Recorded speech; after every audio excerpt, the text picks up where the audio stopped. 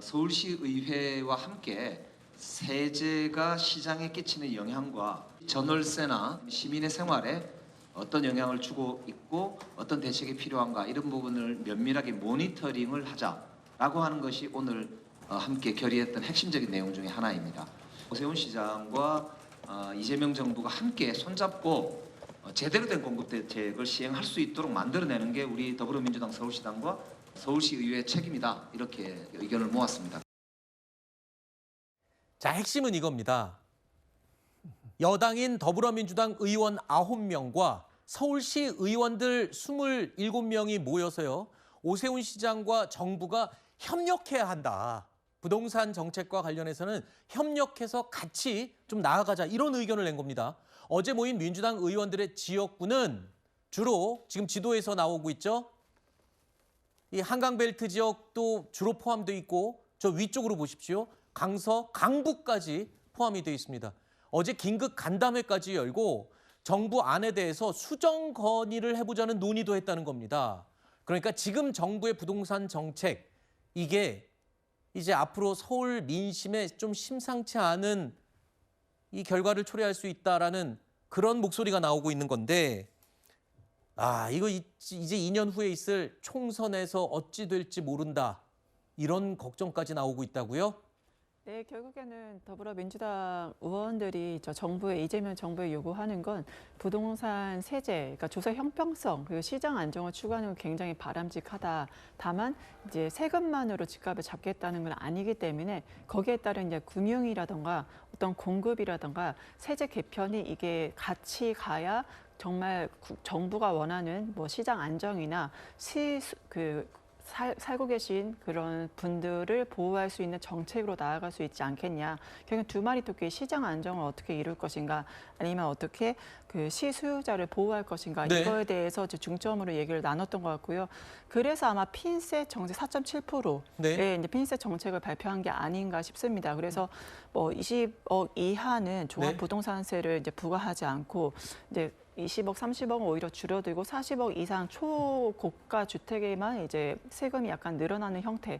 그리고 단계적으로 이제 혼자 사시는 아니면은 어르신들 중에서 이게 뭐 고려장까지 얘기를 하시는데 잠시만요.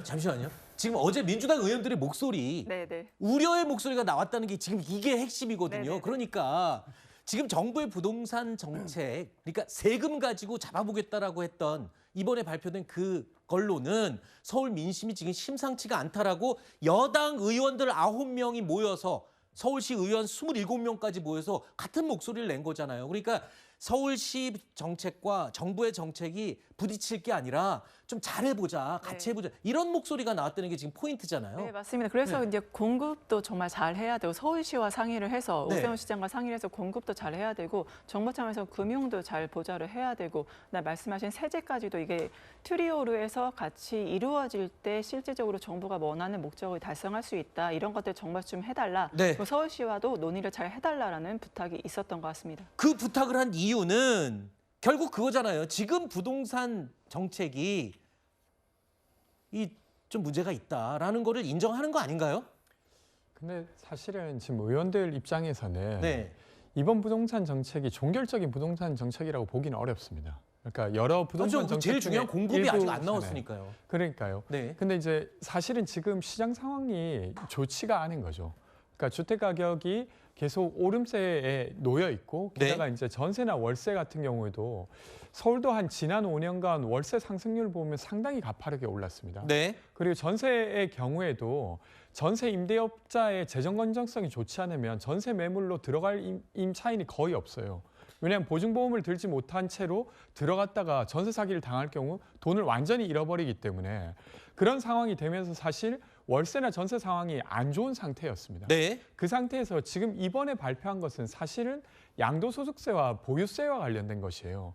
그러니까 이것만으로 부동산 전체를 잡겠다고 주장한 것이 아닌데 어쨌건 네네. 정부가 발표한 것이고 거기에 대한 영향이 있기 때문에 네네. 이것만으로는 안 된다는 것을 민주당 의원들이 말한 것이고요. 알겠습니다. 저는 이건 아주 건강한 과정이라고 생각합니다. 알겠습니다. 그래서 이런 것들이 모여서 추가적인 방책을 내가야 된다고 저도 생각합니다. 네. 지금 저희가 부동산 문제에 대해서는 건강하다, 정상적이다라는 말을 하게 되면 실질적으로 대다수의 서울 시민들 입장에서는 딴 세계에 살고 있구나, 나와 다른 세상에 살고 있구나라고 하는 게 민심입니다. 그렇기 때문에 저기 거론되는 민주당의 의원들조차도 대놓고 얘기하지 않습니까? 네. 부동산 문제만큼은 이제 사회 문제가 돼가고 있기 때문에 여기서 더 이상 집값 폭등이 있어서는 안 되기 때문에 서울시장인 오세훈 시장과 협력하자. 네. 이 말인즉슨 지금의 이 정책적인 기조가 근본부터 잘못됐다는 건 전 시사하고 있다고 봐요. 네. 일반적으로 중앙정부에서 가장 컨트롤하기 쉬운 부동산 정책 중에 한 부분이 세제입니다. 네. 예를 들면 세제, 공급, 금융 이렇게 몇 가지 부분이 있는데 네네.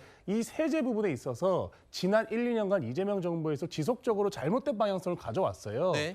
그 부분에 대한 어떤 논의 없이 자꾸 집값은 오르는데 제대로 정상화 시켜보자고 한다면 답이 안 나오기 때문에 네. 일단은 토어제를 풀어야 됩니다. 네. 이런 어떤 실질적인 논의를 국회의원 또는 광역단체장들 사이에서 네. 현실적인 대안이 나와야 되는 거지 기조는 계속 잘못 잡고 있는데 자기들끼리 뭐 어떻게 해보겠다. 뭐 안 네. 됩니다. 왜냐하면 네네. 애초에 10월부터 서울시장 주택시장과 전혀 다른 방향성을 잡고 있기 때문에 알겠습니다. 그 부분을 먼저 얘기하는 것이 맞다라고 생각합니다.